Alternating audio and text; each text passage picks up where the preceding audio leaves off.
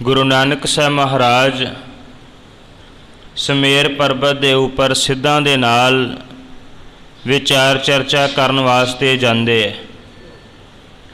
ਜਦੋਂ ਗੁਰੂ ਨਾਨਕ ਸਾਹਿਬ ਮਹਾਰਾਜ ਉੱਚੇ ਸਮੇਰ ਪਰਬਤ ਦੇ ਉੱਪਰ ਜਾਂਦੇ, ਜਿੱਥੇ ਬਹੁਤ ਸਾਰੇ ਸਿੱਧ ਲੋਕ ਜਿਹੜੇ ਸਨ ਆਸਣ ਲਾ ਕੇ ਬੈਠੇ ਹੋਏ ਸਨ।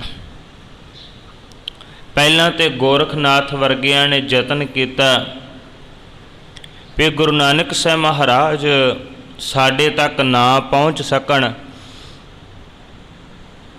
ਜਦੋਂ ਉਹਨਾਂ ਦੀ ਪੇਸ਼ ਨਾ ਗਈ, ਗੁਰੂ ਨਾਨਕ ਸਾਹਿਬ ਮਹਾਰਾਜ ਸਮੇਰ ਪਰਬਤ ਦੇ ਉੱਪਰ ਪਹੁੰਚ ਗਏ।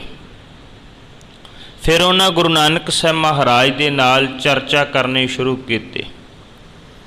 ਕਈ ਪ੍ਰਕਾਰ ਦੇ ਮਹਾਰਾਜ ਦੇ ਨਾਲ ਸਵਾਲ ਜਵਾਬ ਕੀਤੇ। ਜਾਂਦਿਆਂ ਸਾਰੀ ਗੋਰਖਨਾਥ ਨੇ ਗੁਰੂ ਨਾਨਕ ਸਾਹਿਬ ਮਹਾਰਾਜ ਨੂੰ ਪਹਿਲਾਂ ਆਦੇਸ਼ ਕਿਹਾ। ਆਦੇਸ਼ ਦਾ ਭਾਵ ਹੁੰਦਾ ਨਮਸਕਾਰ। ਗੁਰੂ ਨਾਨਕ ਸਾਹਿਬ ਮਹਾਰਾਜ ਨੇ ਵੀ ਆਦੇਸ਼ ਕਿਹਾ, ਭਾਵ ਨਮਸਕਾਰ।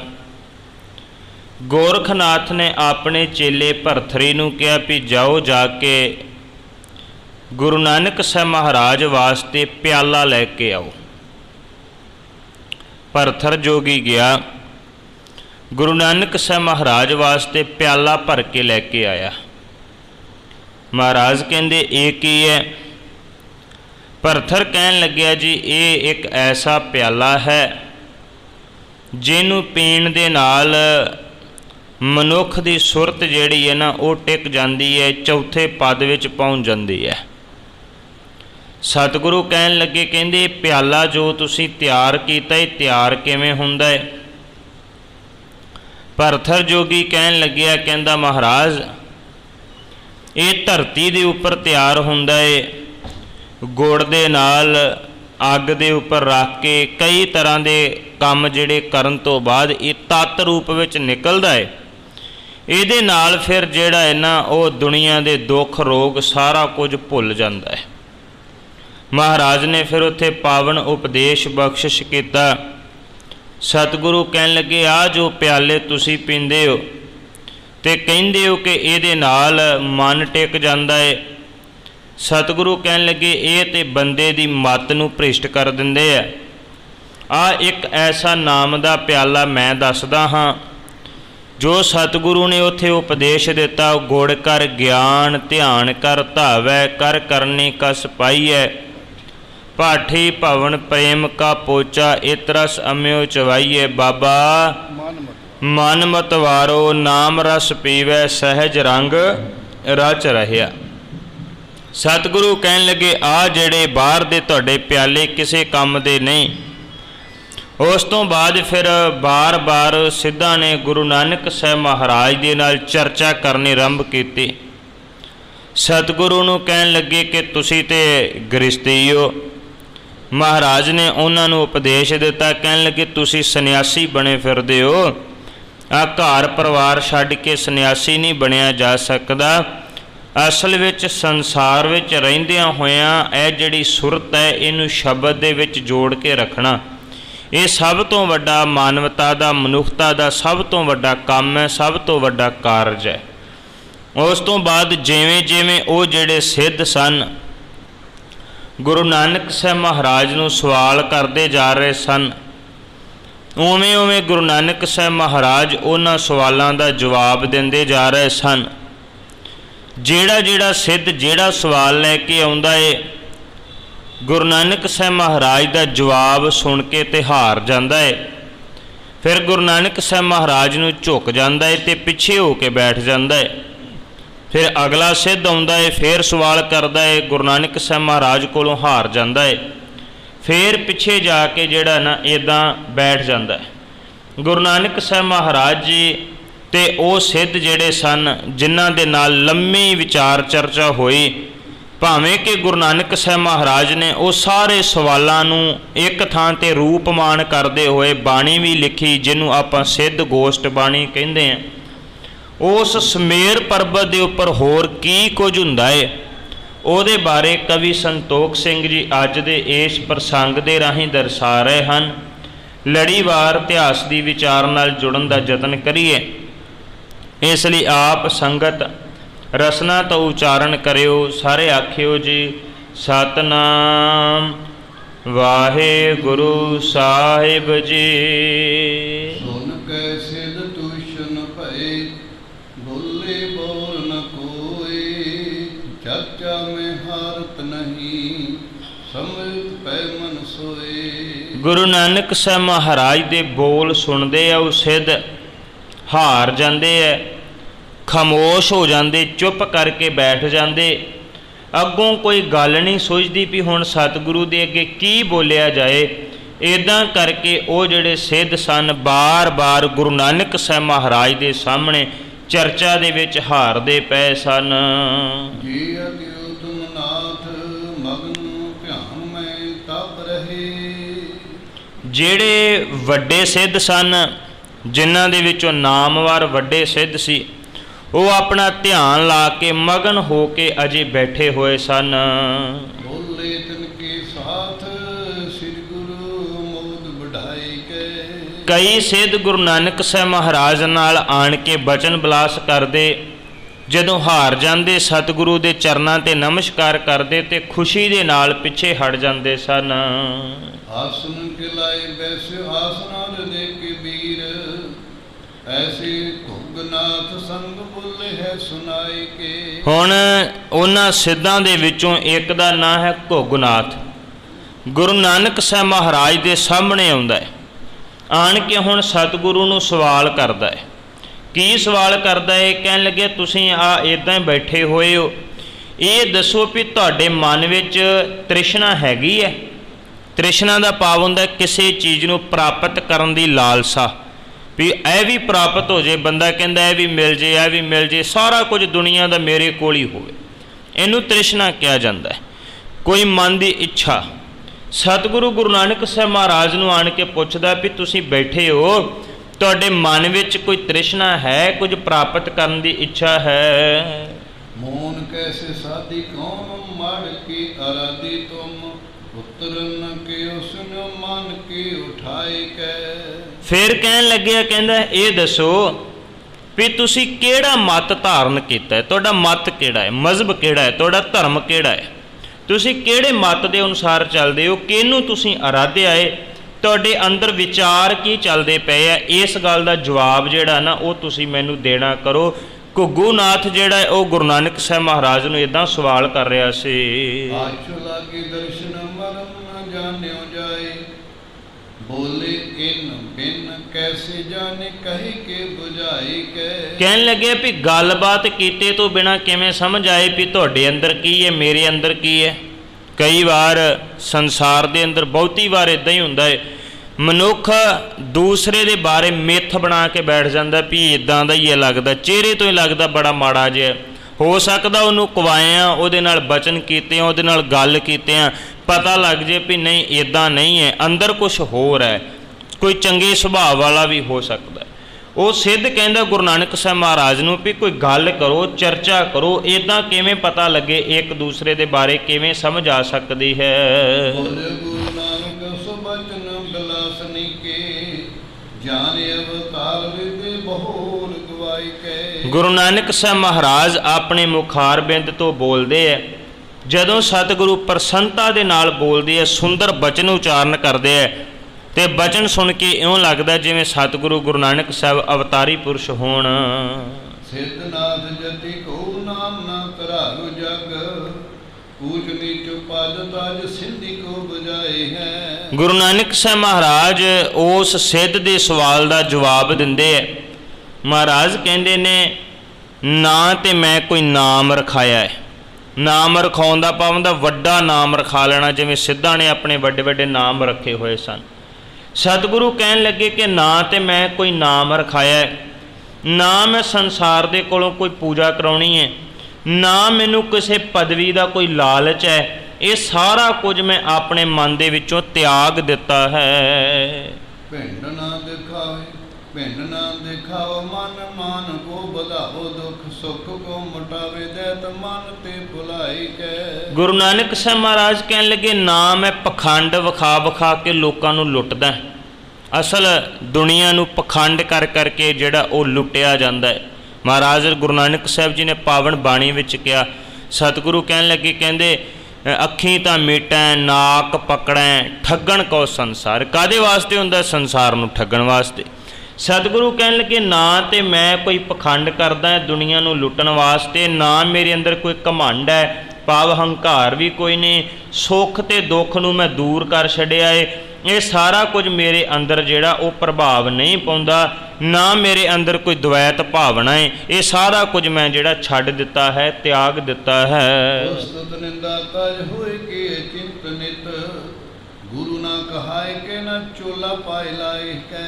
ਗੁਰੂ ਨਾਨਕ ਸਾਹਿਬ ਮਹਾਰਾਜ ਕਹਿਣ ਲੱਗੇ, ਕਹਿੰਦੇ ਨਾ ਤੇ ਮੇਰੇ ਅੰਦਰ ਕੋਈ ਉਸਤਤ ਤੇ ਨਿੰਦਿਆ।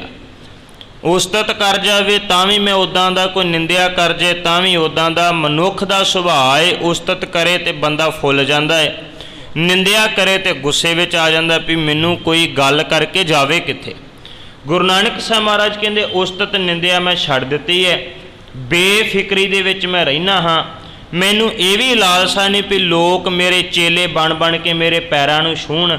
ਇਹ ਸਾਰਾ ਕੁਝ ਜਿਹੜਾ ਉਹਦਾ ਮੈਂ ਤਿਆਗ ਕਰ ਦਿੱਤਾ ਹੈ। ਏਕ ਓੰਕਾਰ ਖੇਲ ਸ਼ਿਵ ਸ਼ਕਤੀ ਨ ਮੇਲ ਕੋ, ਬੋਲ ਹੈ ਵਿਸਾਰ ਕਰ ਕਛੁ ਨ ਅਲਾਈ ਹੈ। ਗੁਰੂ ਨਾਨਕ ਸਾਹਿਬ ਮਹਾਰਾਜ ਕਹਿਣ ਲੱਗੇ, ਕਹਿੰਦੇ ਸਿੱਧੋ ਸ਼ਕਤੀ ਦਾ ਤੇ ਈਸ਼ਵਰ ਦਾ ਕੋਈ ਆਪਸ ਵਿੱਚ ਮੇਲ ਨਹੀਂ ਹੈ।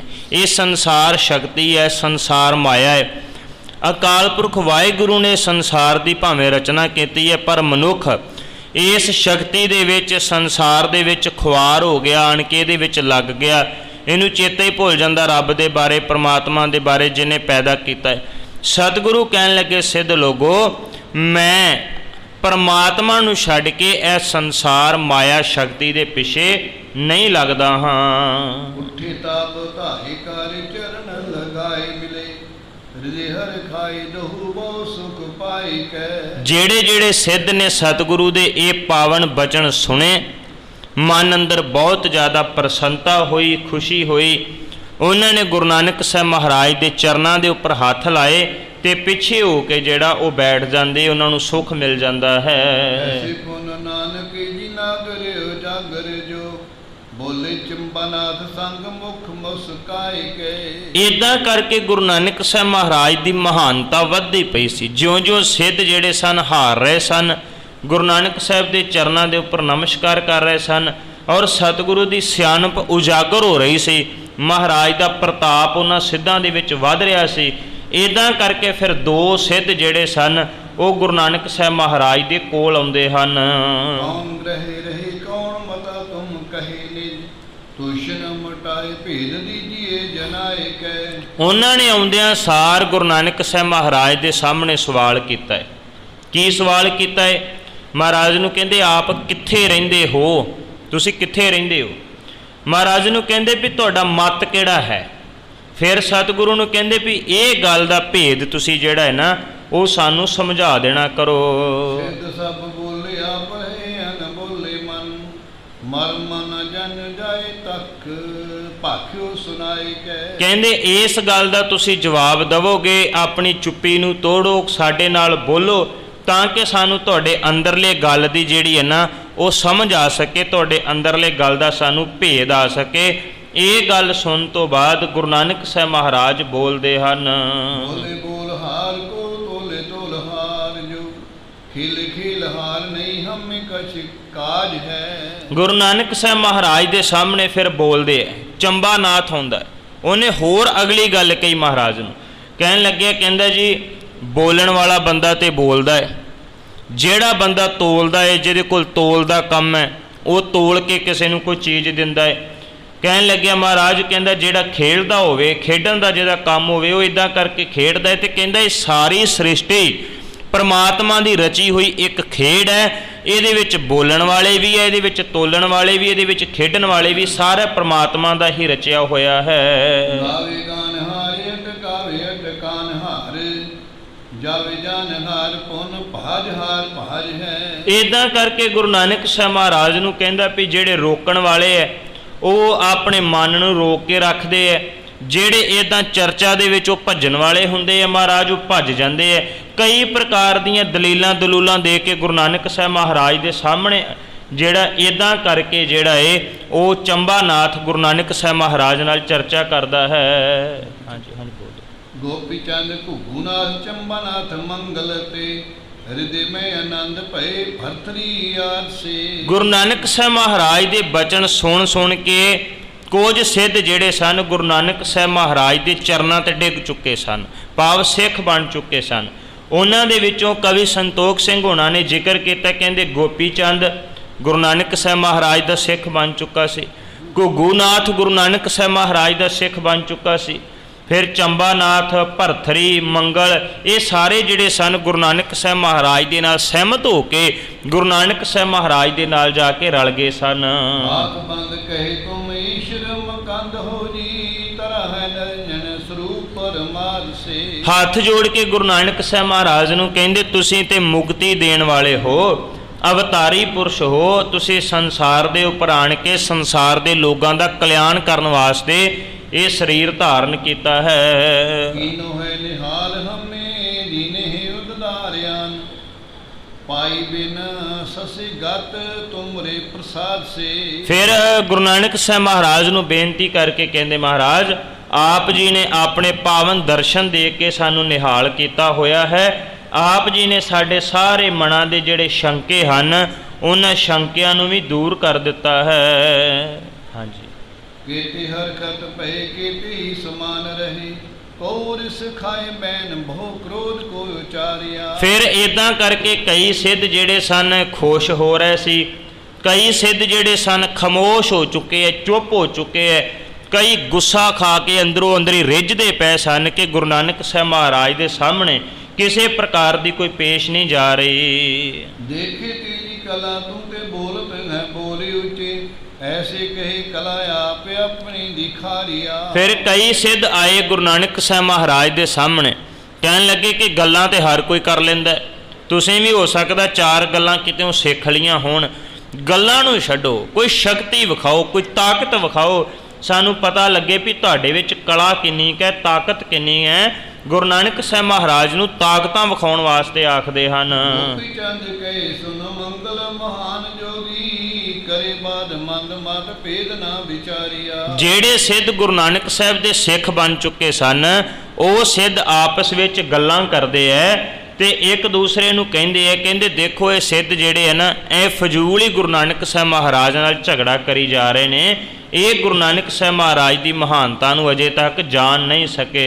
ਵਚਨ ਵਿਚਾਰ ਕੇ ਪੁਜਾਰਤ ਨ ਸੁਨੇ ਸਰੋਨਾ, ਬਾਜੀਗਰ ਜੀਤ ਜਿਉ ਜੀਤ ਉਰ ਹਾਰੀਆ। ਕਹਿਣ ਲੱਗੇ ਗੁਰੂ ਨਾਨਕ ਸਾਹਿਬ ਮਹਾਰਾਜ ਤੇ ਅਕਾਲ ਪੁਰਖ ਵਾਹਿਗੁਰੂ ਦਾ ਸਰੂਪ ਹੈ, ਜਿਵੇਂ ਬਾਜੀਗਰ ਜਿਹੜਾ ਹੈ ਉਹ ਕਈ ਪ੍ਰਕਾਰ ਦੇ ਕੌਤਕ ਕਰਨ ਤੋਂ ਬਾਅਦ ਫਿਰ ਜਦੋਂ ਸਾਰੀ ਖੇਲ ਖਤਮ ਹੋ ਜਾਂਦਾ ਹੈ ਤੇ ਉਹ ਉੱਦਾਂ ਦਾ ਹੀ ਰਹਿੰਦਾ ਹੈ।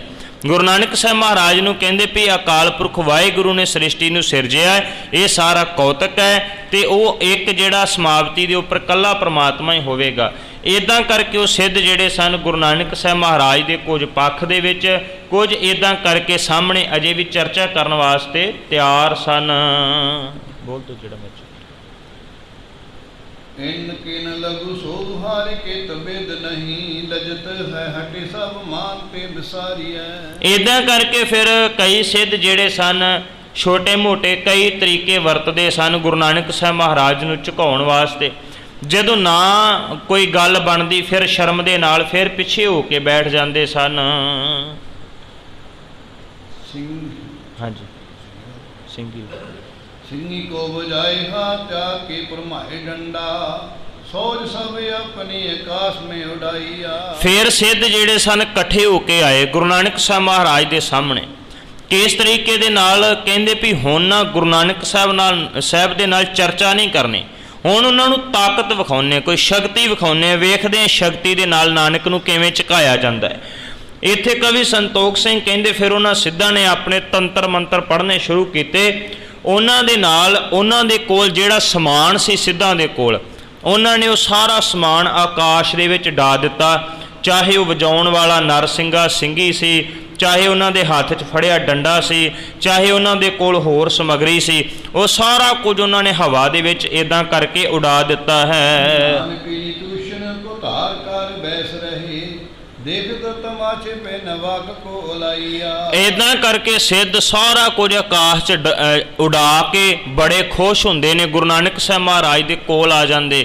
ਆਣ ਕੇ ਕਹਿੰਦੇ ਨਾਨਕ ਜੀ, ਜਿਵੇਂ ਬੰਦਾ ਹੰਕਾਰ ਚ ਆਣ ਕੇ ਪੈਂਦਾ ਹੈ, ਚੁੱਪ ਕਰਕੇ ਕਿਉਂ ਬੈਠੇ ਹੋ? ਆ ਦੇਖੀ ਕੀ ਜਾ ਰਹੇ ਹੋ? ਆ ਵੇਖੋ ਸਾਡੀਆਂ ਤਾਕਤਾਂ, ਸਾਡੀਆਂ ਸ਼ਕਤੀਆਂ ਵੇਖੋ। ਐ ਇੱਥੇ ਪਈ ਹੋਈ ਇੱਕ ਇੱਕ ਚੀਜ਼ ਜਿਹੜੀ ਹਵਾ 'ਚ ਉੱਡਦੀ ਹੋਈ ਤੁਹਾਨੂੰ ਨਜ਼ਰ ਆ ਰਹੀ ਹੈ, ਇਹ ਸਾਡੀ ਤਾਕਤ ਹੈ। ਜਾਨਿਓ ਸਭ ਸਿੱਧਿਆ ਡਰੇ ਉਰ ਮਾਹੀ, ਧੂਨੇ ਗਰਬਾਈ ਚਾਹੇ ਚਿੱਤ ਮੈਂ ਬੜਾਇਓ ਹੈ। ਫਿਰ ਸਿੱਧ ਕਹਿੰਦੇ ਲੱਗਦਾ ਨਾਨਕ ਹੁਣ ਡਰ ਗਿਆ ਹੈ, ਇਹਦੇ ਅੰਦਰ ਡਰ ਬੈਠ ਗਿਆ ਹੋਣਾ। ਜਿੰਨੀਆਂ ਤਾਕਤਾਂ ਹੀ ਵਿਖਾਤੀਆਂ, ਜਿੰਨੀ ਸ਼ਕਤੀ ਅਸੀਂ ਵਿਖਾਤੀ ਹੈ ਨਾ, ਇਹ ਤੇ ਕੋਈ ਵਿਖਾ ਹੀ ਨਹੀਂ ਸਕਦਾ। ਨਾਨਕ ਜਿਹੜਾ ਸੱਚਮੁੱਚ ਅੰਦਰੋਂ ਡਰ ਗਿਆ ਹੋਏਗਾ। ਇਦਾਂ ਕਰਕੇ ਸਿੱਧ ਆਪਸ ਵਿੱਚ ਗੱਲਾਂ ਕਰਦੇ ਹਨ। ਆਏ ਕੀ ਨਿਕਟ ਬੋਲੇ ਬਚਨ ਬਿਕਟ ਤਬ, ਦੇਖ ਸਭ ਸਿੱਧਨ ਕੀ ਸਿੱਧ ਜੋ ਲਗਾਇਓ ਹੈ। ਫਿਰ ਗੁਰੂ ਨਾਨਕ ਸਾਹਿਬ ਮਹਾਰਾਜ ਦੇ ਕੋਲ ਆਣ ਕੇ ਸਿੱਧ ਕਹਿੰਦੇ ਹੈ, ਆਪਣੇ ਆਪ ਵਿੱਚ ਹੀ ਬੰਦਾ ਹੰਕਾਰ ਦੇ ਵਿੱਚ ਜਿਹੜਾ ਫੁੱਲਦਾ ਜਾਂਦਾ ਹੈ। ਜਿੰਨਾ ਚਿਰ ਸਾਹਮਣੇ ਕੋਈ ਬਰਾਬਰ ਦਾ ਬੰਦਾ ਨਾ ਟੱਕਰੇ, ਉਹ ਬੰਦਾ ਸਮਝਦਾ ਸ਼ਾਇਦ ਮੇਰੇ ਵਰਗਾ ਕੌਣ ਹੈ। ਜਦੋਂ ਕੋਈ ਬਰਾਬਰ ਦਾ ਟੱਕਰੇ, ਪਤਾ ਫਿਰ ਲੱਗਦਾ ਵੀ ਨਹੀਂ, ਮੇਰੇ ਤੋਂ ਹੋਰ ਵੀ ਪਰੇ ਤੋਂ ਪਰੇ ਇਹ ਦੁਨੀਆ ਹੈਗੀ ਹੈ। ਸਿੱਧ ਸਮਝਦੇ ਸੀ ਅੱਜ ਤੱਕ ਵਿਚਾਰੇ ਭੋਲੇ ਭਾਲੇ ਲੋਕਾਂ ਨੂੰ ਮਗਰ ਲਾ ਕੇ ਵੀ ਸਾਡੇ ਵਰਗਾ ਕੌਣ ਹੈ। ਪਹਿਲੀ ਵਾਰ ਉਹ ਸਿੱਧਾਂ ਦੇ ਸਾਹਮਣੇ ਸ਼ੇਰ ਰੂਪ ਗੁਰੂ ਨਾਨਕ ਸਾਹਿਬ ਮਹਾਰਾਜ ਗਰਜੇ ਸੀ। ਆਣ ਕੇ ਉਹ ਸਿੱਧ ਗੁਰੂ ਨਾਨਕ ਸਾਹਿਬ ਮਹਾਰਾਜ ਨੂੰ ਕਹਿੰਦੇ, ਹਾਂਜੀ ਹੈਗੀ ਕੋਈ ਤਾਕਤ? ਆ ਸਾਡੀਆਂ ਤਾਕਤਾਂ ਨੂੰ ਖਤਮ ਕਰਨ ਵਾਸਤੇ ਤੁਸੀਂ ਵੀ ਕੋਈ ਸ਼ਕਤੀ ਹੈਗੀ ਤੇ ਵਿਖਾਉਣਾ ਕਰੋ। ਸੀਖ ਲੈਨੇ ਬੋਲ ਮੇਰੇ ਤੇਰੇ ਪਾਸ ਬੈਸ ਕਰ, ਤਪਕ ਕੋਹਾਏ ਜਬ ਡਿਟੇ ਦਰ ਗਰਬਾਈ ਹੈ। ਸਿੱਧ ਕਹਿਣ ਲੱਗੇ, ਕਹਿੰਦੇ ਐਵੇਂ ਕਿਸੇ ਬੰਦੇ ਕੋਲ ਬੈਠ ਕੇ ਚਾਰ ਤੁਸੀਂ ਗੱਲਾਂ ਕਰਨੀਆਂ ਸਿੱਖ ਲੀਆਂ, ਇੱਥੇ ਆਣ ਕੇ ਸਾਡੇ ਸਿੱਧਾਂ ਦੇ ਨਾਲ ਚਰਚਾ ਕਰਨ ਲੱਗ ਪਏ ਹੋ ਤੇ ਆਪਣੇ ਆਪ ਨੂੰ ਨਾਨਕ ਤਪਾ ਕਹਾਉਂਦੇ ਹੋ। ਹੁਣ ਪਤਾ ਲੱਗੇਗਾ ਵੀ ਗੱਲਾਂ ਕਰਨੀਆਂ ਬੜੀਆਂ ਸੌਖੀਆਂ, ਸ਼ਕਤੀ ਵਿਖਾਓ। ਜੇ ਤੁਹਾਡੇ ਕੋਲ ਕੋਈ ਤਾਕਤ ਹੈਗੀ ਤੇ ਉਹ ਵਿਖਾਉਣੀ ਕਰੋ। ਮਾਨਤਨ ਬਾ ਸਮਝਾਏ ਭਲੀ ਭਾਤ ਅਬ, ਦੇਖੀ ਕਰਮਾਤ ਤੋਏ ਤੁਸ਼ਨ ਕਰਾਇਓ ਹੈ। ਬੜੇ ਹੰਕਾਰ ਵਿੱਚ ਬੋਲਦੇ ਗੁਰੂ ਨਾਨਕ ਸਾਹਿਬ ਮਹਾਰਾਜ ਦੇ ਸਾਹਮਣੇ ਆਣ ਕੇ ਉਹ ਸਿੱਧ ਤੇ ਜੋਗੀ ਲੋਕ ਕਹਿੰਦੇ, ਹੈ ਕੋਈ ਗੱਲ ਤੇ ਕਰਕੇ ਵਿਖਾਓ। ਆਹ ਸਾਡੀਆਂ ਤਾਕਤਾਂ, ਆਹ ਸਾਡੀਆਂ ਸ਼ਕਤੀਆਂ, ਇਹ ਸ਼ਕਤੀਆਂ ਦੇ ਵੇਖ ਕੇ ਹੁਣ ਤੁਸੀਂ ਚੁੱਪ ਕਰਕੇ ਕਿਉਂ ਬੈਠੇ ਹੋ? ਕੋਈ ਤਾਕਤ ਵਿਖਾਉਣਾ ਕਰੋ। ਬਾਰ-ਬਾਰ ਜਿਵੇਂ ਗੁਰੂ ਨਾਨਕ ਸਾਹਿਬ ਮਹਾਰਾਜ ਨੂੰ ਉਹ ਕਹਿ ਰਹੇ ਹੋਣ। ਆਜੂ ਲੋਲੋ ਸਿੱਧ ਵੇਖ ਲਿਓ ਨਿਰਵਾਰੋ ਹੱਠ, ਗੋਰਖ ਕੇ ਚੇਲੇ ਹੋਏ ਮੁੰਦਾ ਕਾਨ ਪਾਈਐ। ਫੇਰ ਕੀ ਕਹਿੰਦੇ ਸਿੱਧ? ਕਹਿੰਦੇ ਨਾਨਕ ਜੀ, ਅਜੇ ਵੀ ਸਮਾਂ ਹੈ, ਤੁਸੀਂ ਸਾਡੇ ਨਾਲ ਚਰਚਾ ਨਹੀਂ ਕਰ ਸਕਦੇ, ਤੁਸੀਂ ਸਾਡੀਆਂ ਸ਼ਕਤੀਆਂ ਦੇ ਬਰਾਬਰ ਸ਼ਕਤੀਆਂ ਨਹੀਂ ਵਿਖਾ ਸਕਦੇ। ਅਜੇ ਵੀ ਸਮਾਂ, ਤੁਸੀਂ ਸਾਡੇ ਚੇਲੇ ਬਣ ਜਾਓ, ਗੋਰਖਨਾਥ ਨੂੰ ਮੱਥਾ ਟੇਕ ਦਿਓ, ਇਹਨੂੰ ਗੁਰੂ ਧਾਰਨ ਕਰ ਲਓ ਤੇ ਇਦਾਂ ਕਰਕੇ ਸਾਡੇ ਵਾਲੇ ਪੰਥ ਦੇ ਵਿੱਚ ਆਣ ਕੇ ਸ਼ਾਮਲ ਹੋ ਜਾਣਾ ਕਰੋ। ਸਭ ਕੇ ਸਮਾਨ ਬਨ ਜੋ ਕੋ ਨਿਦਾਨ ਹੋਵੇ, ਬਚਨ ਕੋ ਮਾਨ ਕੇ ਬਭੂਤ ਤਨ ਲਾਈਐ। ਕਹਿਣ ਲੱਗੇ, ਕੰਨਾਂ 'ਚ ਪਾ ਲਓ ਮੁੰਦਰਾਂ ਤੇ ਆਪਣੇ ਸਰੀਰ ਤੇ ਮੰਨ ਲਓ ਸਵਾਹ। ਆ ਸਾਰਾ ਜੋਗ ਜਿਹੜਾ ਇਹ ਤੁਹਾਨੂੰ ਅਸੀਂ ਸਿਖਾ ਦੇਣਾ ਹੈ ਤੇ ਇਦਾਂ ਕਰਕੇ ਜੋਗ ਦਾ ਖਜ਼ਾਨਾ ਤੁਸੀਂ ਇਕੱਠਾ ਕਰਕੇ ਤੇ ਤੁਸੀਂ ਵੀ ਜੋਗੀ ਬਣ ਜਾਣਾ ਕਰੋ। ਜਰਾ ਦੁਖ ਜਾਏ ਰੇ ਸਿੱਧਨ ਕਮਾਏ ਸਦਾ, ਕਲਾਵਾਨ ਹੋਏ ਕੇ ਜਗਤ ਕੇ ਪੁਜਾਈਐ। ਨਾਨਕ ਜੀ, ਨਾ ਤੁਹਾਨੂੰ ਕਦੇ ਵਡੇਪਾ ਆਏਗਾ ਜੇ ਤੁਸੀਂ ਜੋਗ ਕਰੋਗੇ ਤਾਂ, ਨਾ ਜਿਹੜਾ ਹੈ ਉਹ ਕਿਸੇ ਪ੍ਰਕਾਰ ਦਾ ਤੁਹਾਨੂੰ ਕੋਈ ਦੁੱਖ ਲੱਗੇਗਾ, ਬਲਕਿ ਦੁਨੀਆ ਜਿਹੜੀ ਉਹ ਤੁਹਾਡੀ ਪੂਜਾ ਕਰੇਗੀ, ਸੰਸਾਰ ਦੇ ਵਿੱਚ ਤੁਹਾਡੀ ਪੂਜਾ ਹੋਵੇਗੀ ਜੇਕਰ ਤੁਸੀਂ ਜੋਗ ਮਤ ਵਿੱਚ ਆਣ ਕੇ ਸ਼ਾਮਲ ਹੋ ਜਾਵੋਗੇ। ਕੀਤੇ ਚੇਲੇ ਹੋਏ ਨਾ ਤੇ ਸ਼ਬਦ ਲਿਖੀ ਅਬ, ਦੇ ਮੈਂ ਇੱਕ ਕੀ ਨਿਜ ਪ੍ਰਾਨ ਕੋ ਲਗਾਈਐ। ਕਹਿਣ ਲੱਗੇ, ਹੁਣ ਤੁਹਾਡੇ ਸਾਹਮਣੇ ਦੋ ਹੀ ਰਸਤੇ ਹੈ। ਜੇ ਤੁਸੀਂ ਬਚਣਾ ਚਾਹੁੰਦੇ, ਆਪਣੇ ਪ੍ਰਾਣਾਂ ਨੂੰ, ਆਪਣੀ ਜਾਨ ਨੂੰ ਬਚਾਉਣਾ ਚਾਹੁੰਦੇ ਹੋ, ਜਾਂ ਤੇ ਜੋਗੀ ਬਣ ਜਾਓ, ਜਾਂ ਫਿਰ ਆਓ ਕੋਈ ਤਾਕਤ ਵਿਖਾਉਣਾ ਕਰੋ। ਇਸ ਤੋਂ ਇਲਾਵਾ ਤੀਸਰਾ ਹੁਣ ਰਸਤਾ ਜਿਹੜਾ ਕੋਈ ਵੀ ਨਹੀਂ ਬਚਿਆ। ਇਸ ਕਰਕੇ ਜਾਂ ਤੇ ਤਾਕਤ ਵਿਖਾਓ ਤੇ ਜਾਂ ਜੋਗ ਮਤ ਵਿੱਚ ਸ਼ਾਮਲ ਹੋ ਜਾਓ। ਹੰਕਾਰ ਨਾਲ ਭਰੇ ਹੋਏ ਸਿੱਧ ਜਿਹੜੇ ਗੁਰੂ ਨਾਨਕ ਸਾਹਿਬ ਨੂੰ ਕਹਿ ਰਹੇ ਸਨ। ਸੁਨਿਆ ਨ ਬੈਨ ਮੁਸਕਾਨੇ ਗਤ ਦੇਨ ਸਭ, ਸ਼ਕਤ ਕੋ ਐਨ ਬੋਲੇ ਸਹਿਜ ਸੁਭਾਈ ਕੈ। ਗੁਰੂ ਨਾਨਕ ਸਾਹਿਬ ਮਹਾਰਾਜ ਖਾਮੋਸ਼ ਹੋ ਕੇ, ਚੁੱਪ ਹੋ ਕੇ ਬੈਠੇ ਹੋਏ ਸਨ। ਗੁਰੂ ਨਾਨਕ ਸਾਹਿਬ ਮਹਾਰਾਜ ਜੀ ਜਿਹੜੇ ਸਨ, ਉਹ ਸਿੱਧਾਂ ਦੀਆਂ ਗੱਲਾਂ ਸੁਣ ਕੇ ਮੁਸਕਰਾ ਰਹੇ ਸਨ। ਮੁਸਕਰਾਉਣ ਤੋਂ ਬਾਅਦ ਮੇਰੇ ਬਾਬੇ ਨੇ ਫਿਰ ਇੱਕ ਐਸਾ ਕਾਰਨਾਮਾ, ਕੌਤਕ ਜਿਹੜਾ ਉਹ ਕਰਨਾ ਕੀਤਾ ਹੈ। ਔਸ ਤੂੰ ਹਮਾਰੀ ਅਸ ਹੋਈ ਕਾਸ਼ਚਾਰੀ, ਆਨ ਤੂੰ ਤਾਰੀ ਨਿਜ ਗੁਣ ਦਿਖਰਾਈ ਹੈ। ਗੁਰੂ ਨਾਨਕ ਸਾਹਿਬ ਮਹਾਰਾਜ ਕੌਂਸ ਕਹਿੰਦੇ ਨੇ ਖੜਾਮ ਨੂੰ, ਬਾਬੇ ਨੇ ਆਪਣੀ ਖੜਾਮ ਨੂੰ ਕਿਹਾ। ਗੁਰੂ ਨਾਨਕ ਸਾਹਿਬ ਕਹਿੰਦੇ ਖੜਾਂ ਜਾ, ਉਹ ਜਿਹੜੀਆਂ ਸਿੱਧਾਂ ਦੀਆਂ ਤਾਕਤਾਂ ਹਵਾ 'ਚ ਉੱਡਦੀਆਂ ਫਿਰਦੀਆਂ ਨੇ, ਸਿੱਧਾਂ ਨੇ ਡੰਡੇ ਵੀ ਡਾਤੇ, ਉਹਨਾਂ ਨੇ ਮੁੰਦਰਾਂ ਵੀ ਡਾਤੀਆਂ, ਸਿੱਧਾਂ ਨੇ ਜਿਹੜੇ ਆਸਣ ਲਾਏ ਸੀ ਉਹ ਵੀ ਡਾਤੇ, ਸਾਰਾ ਕੁਝ ਹਵਾ 'ਚ ਉੱਡਦਾ ਫਿਰਦਾ ਨਾ, ਜਾਂ ਸਾਰਾ ਕੁਝ ਥੱਲੇ ਸੁੱਟ ਲਿਆ। ਗੁਰੂ ਨਾਨਕ ਸਾਹਿਬ ਮਹਾਰਾਜ ਆਪਣੀ ਖੜਾਮ ਨੂੰ ਹੁਕਮ ਕਰਦੇ ਹੈ ਤੇ ਫਿਰ ਉਹ ਖੜਾ ਕਿਵੇਂ ਜਾਂਦੀ ਹੈ, ਕਵੀ ਸੰਤੋਖ ਸਿੰਘ ਦਰਸਾ ਰਹੇ ਹਨ।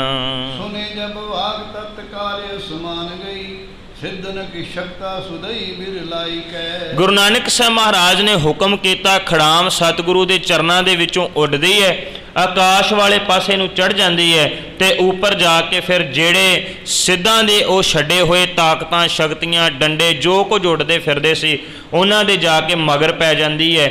ਇੱਦਾਂ ਲੱਗਦਾ ਹੈ ਜਿਵੇਂ ਬਾਜ ਜਿਹੜਾ ਪੰਛੀਆਂ ਦੇ ਮਗਰ ਪੈ ਕੇ ਸ਼ਿਕਾਰ ਖੇਡਣ ਵਾਸਤੇ ਗਿਆ ਹੋਵੇ। ਜੈਸੇ ਬਟੇਰਾ ਤੇ ਪਾਛੇ ਬਾਜ ਸ਼ੇਰਾ, ਤੈਸੇ ਤਬੇ ਸਭ ਕਰੇ ਰਹੀ ਉੱਪਰ ਉਠਾਈ ਕੈ। ਜਿਵੇਂ ਜਾਨਵਰਾਂ ਦੇ ਮਗਰ ਜਿਵੇਂ ਪੰਛੀਆਂ ਦੇ ਮਗਰ ਬਾਜ ਭੱਜਦਾ ਹੈ, ਜਿਵੇਂ ਜਾਨਵਰਾਂ ਦੇ ਮਗਰ ਸ਼ੇਰ ਭੱਜਦਾ ਹੈ, ਇੱਦਾਂ ਹੀ ਗੁਰੂ ਨਾਨਕ ਸਾਹਿਬ ਮਹਾਰਾਜ ਦੀ ਉਹ ਖੜਾਮ ਉੱਪਰ ਆਕਾਸ਼ ਦੇ ਵਿੱਚ ਸ਼ੋਭਾ ਪਾ ਰਹੀ ਸੀ ਤੇ ਸਿੱਧਾਂ ਦੀਆਂ ਸਾਰੀਆਂ ਤਾਕਤਾਂ ਨੂੰ ਖਤਮ ਕਰੀ ਜਾ ਰਹੀ ਸੀ। ਇੱਦਾਂ ਕਰਕੇ ਫਿਰ ਗੁਰੂ ਨਾਨਕ ਸਾਹਿਬ ਮਹਾਰਾਜ ਜੀ ਦੀ ਖੜਾਮ ਜਿਹੜੀ ਉੱਪਰ ਜਾ ਕੇ ਉਹਨਾਂ ਦੀਆਂ ਸਾਰੀਆਂ ਤਾਕਤਾਂ ਨੂੰ ਖਤਮ ਕਰ ਰਹੀ ਸੀ। ਜਾਗੀਦਾ ਕੀ ਸ਼ਬਦ ਥੀ ਤਾਂ ਕੇ ਆਗੇ ਜਾਏ ਪਰੀ, ਨੀਚੇ ਨਾ ਲਜਤ ਹੈ ਉਚੀ ਹੈ ਨਿਹਾਰੀਆ। ਕਵੀ ਸੰਤੋਖ ਸਿੰਘ ਕਹਿੰਦੇ ਜਿਹਦੀ ਜਿਹਦੀ ਉੱਡੀ ਹੋਈ ਚੀਜ਼, ਜਿਹੜੇ ਜਿਹੜੇ ਸਿੱਧ ਦੀ ਉੱਡੀ ਹੋਈ ਚੀਜ਼ ਆਕਾਸ਼ ਦੇ ਵਿੱਚ ਸੀ ਨਾ, ਖੜਾਂ ਨੇ ਫੜ ਫੜ ਕੇ ਥੱਲੇ ਸੁੱਟ ਦਿੱਤੀ। ਜਿਹੜੇ ਸਿੱਧ ਦੀ ਚੀਜ਼ ਸੀ ਉਹਦੇ ਸਾਹਮਣੇ ਆਣ ਕੇ ਉਹ ਉੱਥੇ ਡਿੱਗਦੀ ਜਾ ਰਹੀ ਸੀ ਤੇ ਸਿੱਧ ਜਿਹੜੇ ਸਨ ਸ਼ਰਮ ਨਾਲ ਨੀਵੀਆਂ ਪਾ ਰਹੇ ਸਨ।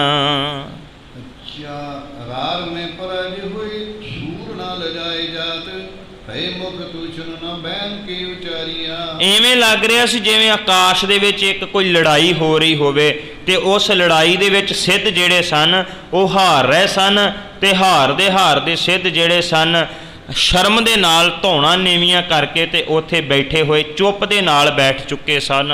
ਗੋਪੀ ਚੰਦ ਭਰਤਰੀ ਮੰਗਲ ਤੇ ਆਦ ਜੀਤੀਏ, ਮੈਂ ਹੁਲਾਸੇ ਹੱਸੇ ਦੋਵੇਂ ਹਾਰੇ ਤਾਰੀਆ। ਉੱਥੇ ਜਿਹੜੇ ਸਿੱਧ ਗੁਰੂ ਨਾਨਕ ਸਾਹਿਬ ਮਹਾਰਾਜ ਦੇ ਸਿੱਖ ਬਣ ਚੁੱਕੇ ਸਨ, ਗੋਪੀ ਚੰਦ, ਭਰਥਰ, ਮੰਗਲ ਇਤਿਆਦਿਕ, ਉਹ ਤਾੜੀਆਂ ਮਾਰ ਮਾਰ ਕੇ ਹੱਸ ਰਹੇ ਸਨ ਕਿਉਂਕਿ ਸਿੱਧਾਂ ਦੀ ਬੇਇੱਜ਼ਤੀ ਹੋ ਰਹੀ ਸੀ। ਗੁਰੂ ਨਾਨਕ ਸਾਹਿਬ ਮਹਾਰਾਜ ਦਾ ਪ੍ਰਤਾਪ ਜਿਹੜਾ ਉਹ ਵੱਧ ਰਿਹਾ ਸੀ। ਐਸੀ ਹੋਈ ਬਿਨ ਨਾਮ ਹੈ ਤੇ ਬਿਕਲ ਮਨ, ਜੈਸੀ ਵਿਦ ਜੰਗ ਹੋਤੇ ਤੈਸੇ ਹੀ ਦਿਖਾਰੀਆ। ਇੱਦਾਂ ਕਰਕੇ ਫਿਰ ਗੁਰੂ ਨਾਨਕ ਸਾਹਿਬ ਮਹਾਰਾਜ ਉਹਨਾਂ ਸਿੱਧਾਂ ਦੀਆਂ ਤਾਕਤਾਂ ਨੂੰ ਨਾਸ਼ ਕਰਦੇ ਜਾ ਰਹੇ ਸਨ, ਖਤਮ ਕਰਦੇ ਜਾ ਰਹੇ ਸਨ। ਗੁਰੂ ਨਾਨਕ ਸਾਹਿਬ ਮਹਾਰਾਜ ਦੇ ਸਿੱਖ ਬਣੇ ਸਿੱਧ ਜਿਹੜੇ ਸਨ ਉਹ ਕਹਿ ਰਹੇ ਸੀ, ਕਹਿੰਦੇ ਸਿੱਧੋ ਅਜੇ ਵੀ ਆਪਣੇ ਮਨ ਦੀ ਚੰਚਲਤਾ ਨੂੰ ਛੱਡ ਕੇ ਗੁਰੂ ਨਾਨਕ ਸਾਹਿਬ ਮਹਾਰਾਜ ਦੇ ਚਰਨਾਂ ਦੇ ਵਿੱਚ ਆ ਜਾਓ, ਨਹੀਂ ਤੇ ਐਵੇਂ ਹੀ ਤੁਹਾਡੀ ਜਿਹੜੀ ਬੇਇੱਜ਼ਤੀ ਉਹ ਹੋਈ ਜਾਵੇਗੀ। ਗੁਰੂ ਨਾਨਕ ਸਾਹਿਬ ਮਹਾਰਾਜ ਉਹਨਾਂ ਸਿੱਧਾਂ ਦੀਆਂ ਤਾਕਤਾਂ ਨੂੰ ਖਤਮ ਕਰਦੇ ਹੈ। ਗੁਰੂ ਨਾਨਕ ਸਾਹਿਬ ਮਹਾਰਾਜ ਦਾ ਪ੍ਰਤਾਪ ਵੱਧਦਾ ਹੈ। ਉਸ ਤੋਂ ਬਾਅਦ ਕਿਹੜੀ ਹੋਰ ਚਰਚਾ ਹੁੰਦੀ ਹੈ, ਕਵੀ ਸੰਤੋਖ ਸਿੰਘ ਜੀ ਆਉਣ ਵਾਲੇ ਦੀਵਾਨਾਂ ਦੇ ਵਿੱਚ ਜਿਵੇਂ ਜਿਵੇਂ ਦਰਸਾਉਣਗੇ। ਲੜੀਵਾਰ ਇਤਿਹਾਸ ਦੀ ਵਿਚਾਰ